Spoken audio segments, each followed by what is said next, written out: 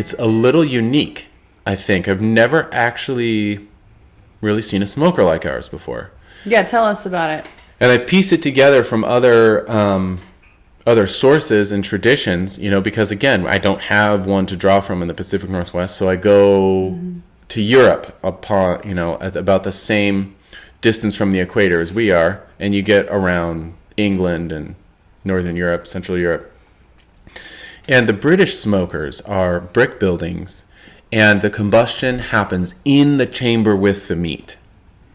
Okay. Which is really cool. So it's not remote.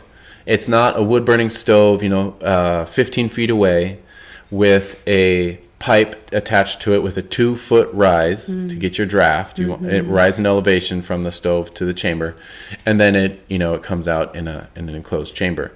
That's not the cool, moist weather way to smoke. Okay.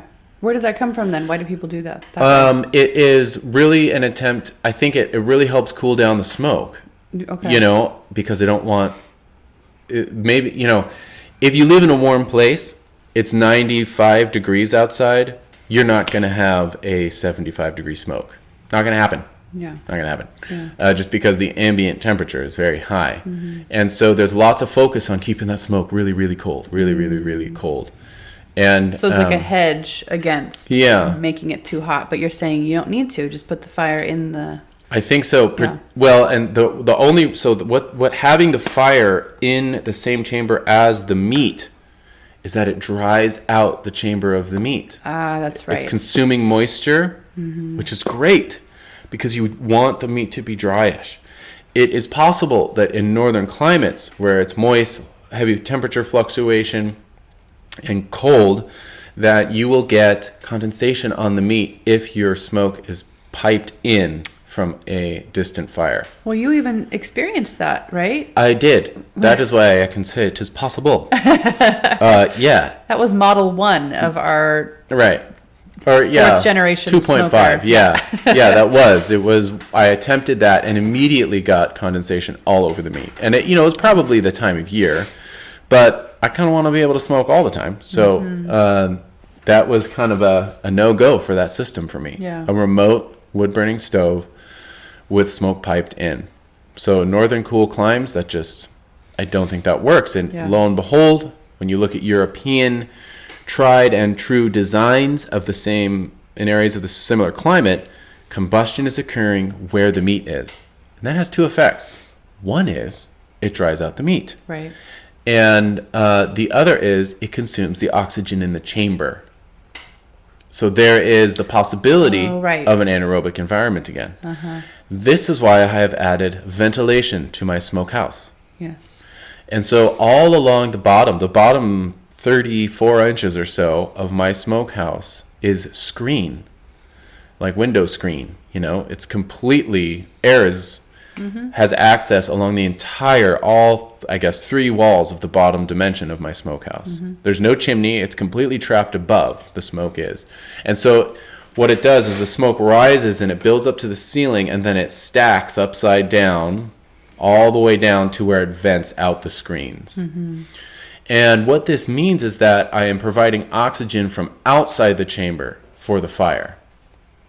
And while the fire is inside the meat chamber, it is also inside a Weber barbecue. So it is still getting the benefits of drying out the interior of the smoker without having like open flame in the smokehouse. And it means I can control the burn rate so much better than if I just built a fire on the ground, right? I can really control the burn rate of the smoker in the Weber barbecue, and I keep coming back to the Weber. I know. It's such a good little tool. It's this little ball with vents on the bottom and vents on the top, which means I have absolute control over the draft and the burn rate. So I can lock in a smoke such that I do not have to stoke that thing but 3 times in a day. And that's like a long day of smoking. That's at least 12 hours. It'll get me.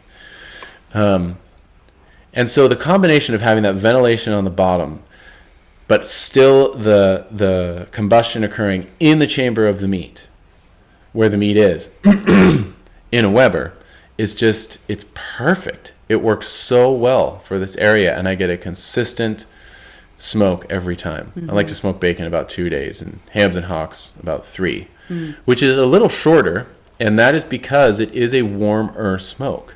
It's just a little warmer. And I would argue that it's not necessarily a warmth, again, that translates to the chamber of the meat. This is kind of a fine point, but it's really interesting because the warmer the smoke, the quicker the smoking happens. But that doesn't mean that the chamber where the meat is actually has to be hot or warm. It is the combustion. You want a higher rate of combustion. So it's actually a lot of heat that is consuming the fuel, which is wood. And that is the kind of smoke you want on your meat. It's blue. It's not vast plumes of white smoke, if you know what I mean. So blue smoke is the result of more heat happening in the combustion, and that is the tasty smoke. And because that heat is in the Weber, it's not, completely dispersed throughout, or it's not heating up the chamber where the meat is as much. Right. Because the combustion is very much concentrated in the Weber. Right. Or it is totally. And so that smoke is the result of a pretty significant bed of glowing red embers on which I throughout the day, maybe 2 or 3 times, place green wood. Not green. I mean, it's dried, but I place fresh pieces of fresh logs. And those hot embers stay pretty hot all day, and they burn the wood at a rate that gives me a nice blue smoke rather than plumes of white smoke. And white smoke, it's too cool and it takes too long. Okay. Technically, for me, it takes too long. Right. I mean, it'll probably do it, but I think you're talking rather than 2 or 3 days of smoke, you're like 7 to 12. Oh, wow. And that's much more work. That's a lot of feeding and keeping the meat in there for quite a while. So that's a lot of detail, but that's kind of the smoker that I have landed on, and it's really good.